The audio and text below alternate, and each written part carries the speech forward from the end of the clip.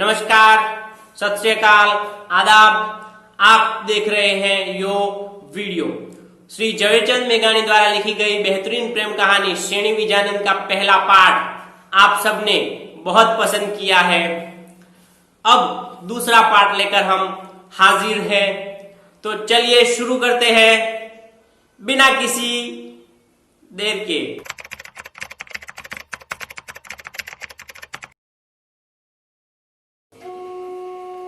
यह बात सुन वेदाचारण गुस्से में आ गया। उसने कहा कि ये क्या मांग लिया तूने मेरी जान भी मांग ली होती, मैं तुम्हें मेरी जान निकाल कर दे देता, लेकिन तुमने मेरी बेटी को मांग लिया। तुम्हारे पास ना रहने के लिए घर है, ना कोई संपत्ति है तुम्हारे पास, ऐसे ही मैं तुम जैसे भिखारी को मेरी बेटी कैसे दे दूं? यह बात सुन विजयानंद निराश होकर वहां से चल दिया। लेकिन विजयानंद के जाने के बाद वहां बैठे सभी लोगों ने, जो उसके घर दायरा था, उन सभी ने वेदाचारण को कहा कि एक बार अगर वचन दे दिया तो उसे निभाना चाहिए, वरना वचन देना ही नहीं चाहिए। अगर तुमने विजयानंद को कुछ देने के लिए कहा था और उसने जो मांगा वो तुम नहीं दे सकते, तो फिर तुमने वचन दिया ही क्यों? समाज में अपकीर्ति ना हो, अपयश ना हो, इसलिए वेदाचारण ने भी यह फैसला लिया कि चलो उसकी मांग पूरी करते हैं। और उसने अपने आदमियों से कहा कि विजयानंद को वापस लेकर आओ। उसके आदमी विजयानंद को फिर से दायरे में लेकर चले आए। वेदा ने कहा, मैं अपनी बेटी तुम्हें दे दूंगा तो जरूर, लेकिन मेरी एक छोटी सी शर्त है। अगर तुम यह शर्त पूरी कर सकते हो तो मेरी बेटी की शादी तुमसे होगी। विजयानंद ने कहा कि श्रेणी के लिए मैं कोई भी शर्त मानने के लिए तैयार हूं, आप कहिए जो भी शर्त होगी मैं मानूंगा। वेदा ने कहा कि आज की जो तिथि है, अगले साल उसी तिथि के दिन, यानी कि पूरे एक साल में अगर तुम 9 चंद्रिया 101 भैंसे लेकर यहाँ वापस आते हो तो मैं मेरी बेटी का हाथ तुम्हारे हाथ में दूंगा। अब ये 9 चंद्रिया भैंसे होती क्या है? तो जिस भैंस के पूंछ में निचला हिस्सा सफेद हो, जिसके भाल में यानी तिलक, कपाल में सफेद तिलक हो,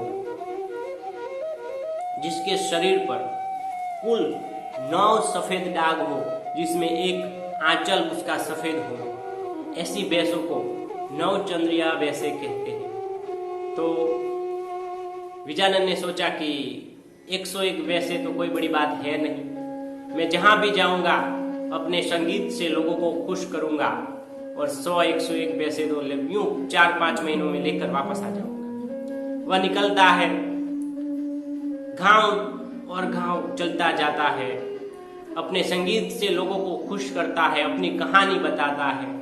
लोग उसके प्रति हमदर्दी दिखाते हैं। उसे भैंसे तो वो 1 नहीं, 100 नहीं, 1000 देने के लिए तैयार होते हैं। लेकिन जो शर्त थी 9 चंद्रिया वाली भैंस, ऐसी भैंस कहीं पे भी मिलती नहीं है। अगर कहीं मिलती है तो 1 या 2। ऐसे 6 महीने बीत गए। विजयानंद के पास 20 या 25 भैंसे हुई। अभी तो 75 से भी ज्यादा भैंसे बाकी थी और टाइम बहुत कम था। वो आगे इस भैंसों की खोज में आगे ही और आगे ही निकलता गया। उसे स्थल का, समय का कुछ भान नहीं रहा। वह सिर्फ एक ही धुन में है कि अगर मुझे श्रेणी से मिलना है, अगर मुझे मेरी श्रेणी चाहिए तो मुझे ऐसी भैंसे लानी होगी। यहाँ 1 साल खत्म होने के बाद श्रेणी और उसका पूरा गांव विजयानंद की राह देख रहे हैं कि अभी विजयानंद आएगा और श्रेणी और विजयानंद की शादी होगी।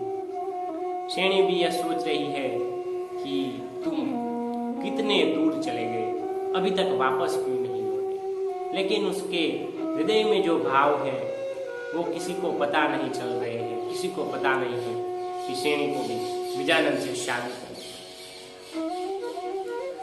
उस दिन पूरे गांव ने राह देखी, लेकिन विजानंद का कोई अता पता नहीं था। ना विजानंद लौटा, ना ही वैसे। अब शाम के वक्त वेदाचारण ने कहा कि भाई मिठाइयाँ बनाओ। वह भिखारी वापस नहीं आया है। मेरी बेटी अब उस भिखारी के हाथों नहीं पहुंचेगी। मेरी बेटी बच गई। तो श्रेणी ने मिठाई बनाई और अपने बाप को खिलाई। बाप मिठाई खाकर मजे से सो रहा है।